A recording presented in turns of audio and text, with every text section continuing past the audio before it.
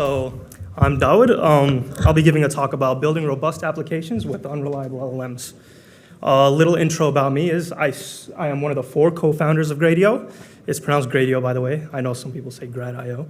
But basically, Gradio is an open source library for creating machine learning demos for your models. So let's say you have a demo, you want to deploy it and share it with someone. Within just 3 lines of Python code, you can have a demo up and running. We were acquired by Hugging Face in 2021, so it'll be 3 years in a couple weeks, which is ages in the machine learning world, honestly. So what is Gradio? How many of you here have heard of Gradio or have used Gradio before, by a show of hands? Okay, so a good amount of people. How about Hugging Face? How many of you have heard of or used Hugging Face before? Okay, cool. So it's basically the whole room. Awesome. I'll just give a short intro again. Basically, a Python library for creating machine learning demos. Let's say you have a Llama model that you fine-tuned and you want to create a chatbot around it. How do you do that? With just like a few lines of code, you import Gradio, say gr.chatbot, and have an up-and-running demo that anyone can use. Right? So let's say you want to deploy it, collaborate with people, run inference on it, whatever you want to do, we handle everything on the back end. So what I'm going to be talking about today is actually not the library itself, but a feature that we built out called Gradio Playground. So as you can see from this video here, Gradio Playground, we built an AI chatbot to help people create Gradio demos. Right? So let's say someone wants to add a title or a description to their Gradio demo. You can see on the left side, there's the code panel, and on the right side, there's the outputted demo. And basically, this is what it looks like on our website. And I'll be talking about, generally, this talk is not a technical deep dive on how to fine-tune Llama or anything like that. It's more about how to productionize and actually deploy an application that people use, and how to go about that in terms of following specific UI approaches. So why did we build the Gradio Playground? How did we build it? And how can we make it even more robust? That's what I'll be talking about in this talk. So without Gradio, this is what it takes to build a machine learning demo. As you can see, it takes a bunch of different languages, a bunch of different frameworks.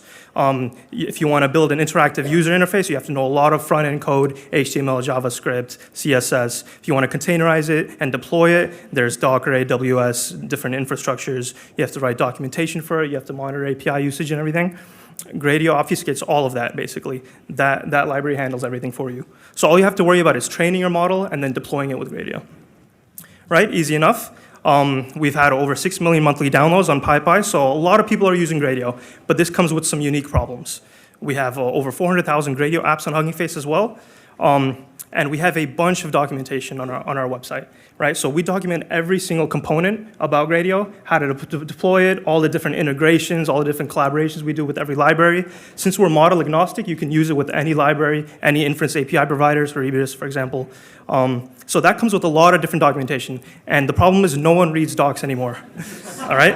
I'm sure you guys have stopped reading documentation. When's the last time you scroll through docs? That rarely ever happens. What I do now is either Control F and just search for a keyword in the docs to basically look for what I want a solution for, or I ask Claude or ChatGPT, exactly, which is my go-to now as well. So for example, this is someone trying to look up how to build a Hello World demo on Claude, and this is what they come out with. And it works most of the time, right? And it'll get you 90% of the way there. But the problem is that we've seen a lot of people open up issues in GitHub, ask us questions on Discord, ask us on Slack, and it's clear that they've produced this Gradio code using ChatGPT or Claude. And we're getting errors that we have to solve from ChatGPT and Claude, basically. It's pretty easy to tell. You can usually tell by the comments of the code, or there's just like certain patterns in the code that you can tell it's AI-generated code, right? So how do we solve for this? No one's reading our docs. People are using ChatGPT and Claude to create Gradio demos. So we created our own Gradio Playground, right? So Gradio on the right side is running completely in your browser. And on the left side is a live code editor. And you can, in just natural language, as you can see on the bottom here, you can create a Gradio app and it'll live update that code as well as the demo right next to it. Right? So how did we build this playground? What models did we use? Did we consider open source, closed source? How did we teach it about Gradio? How did we make it more robust? So here's a simple graph showing LLM usage. And most people might say closed source models are better performant, right? Actually, in this case, in the general ability index, as you can see on the y-axis, you can see GPT-4 Omni is pretty up there, but Llama 3, Gemini 1.5 Flash, Mixtral, they're all as well there. But This is where open source models really come into play, is when you fine tune them for a specific task. Right, so for example, this is a Llama 3 model that's specifically fine-tuned to understand SQL code, and look at how far it outperforms every other general model there. 85% compared to 81%, 79% accuracy. So open source is the way. But that's not only the case, is open source models are quickly gaining traction. You can see here by the timeline on the x-axis, closed source models had a huge starting advantage, but open source models are very closely closing the gap. Llama 3.1 up there, as well as Qwen 2.5, which are two models we prototyped with that Gradio. And just give us some more time, open source models will completely outperform closed source models pretty soon. At least I hope so. If you didn't need more reasons, another reason is it's way cheaper, right? You don't want to use ChatGPT and pay for their API inference, because you can deploy open source models on your own infrastructure and pay the base cost. You'll save a lot more money when paying on a per token basis. Okay, so how did we teach it about Gradio? We've picked Qwen and Llama 3.2. We've picked our open source models. How do we teach it about Gradio? Well, the thing about our problem that we're trying to solve is it takes really niche data, right? We need to basically provide it Gradio code, which is hard to do because we don't have a big data set. So what we did is use the system prompts to our advantage. Llama 3.2, for example, has a huge context window of 120,000 tokens. And you can use this to your advantage by basically prompting it and telling it certain rules that you want it to follow. Okay, so for example here, we told it to only respond with code, not text, only respond with valid Python syntax, basically give it Gradio code, answer with full Gradio apps, and comment out explaining the code.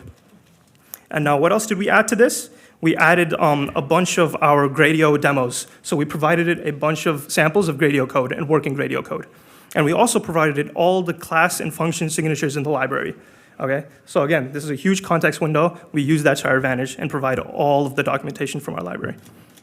Well, not all the documentation, just the function signatures. And now how do we build a robust UI using this? Again, we have Gradio Lite running completely in the browser, so the good thing about this is you want your users to have a quick feedback loop, especially when working with models that aren't the most reliable, right? So there will be errors, but the good thing is they can see the output right away live. They don't have to wait to run it locally or anything. It's running completely in your browser. So for example, we have a simple hello world interface here. The output comes up right away. And you can then, if there is an error, for example, you can provide that error back into the LLM and copy and paste that into the text box down below, and it'll fix that error for you as well. Right? So how can we improve it further? Now that we have this playground running, we're collecting all the data and all the demos that people are producing with this Gradio AI playground. And we have now built a data set where we're fine-tuning Llama to solve this problem for us. So to get up and running, we basically use a system prompt, basically low-hanging fruit, get our playground up and running, and then now we have a data set to fine-tune Llama for us. So we're going to be feeding these errors back into the Llama model, A/B testing it, developing it further, providing an evaluation suite, and yeah, that's basically it. Thank you. If you guys can star the repo, by the way, follow me on Twitter, Dawood NYC. And I'll be walking around, I'll be hanging around after the event. If you guys have any questions, want to talk about Gradio, Hugging Face, startups in general, I'll be around. Thanks.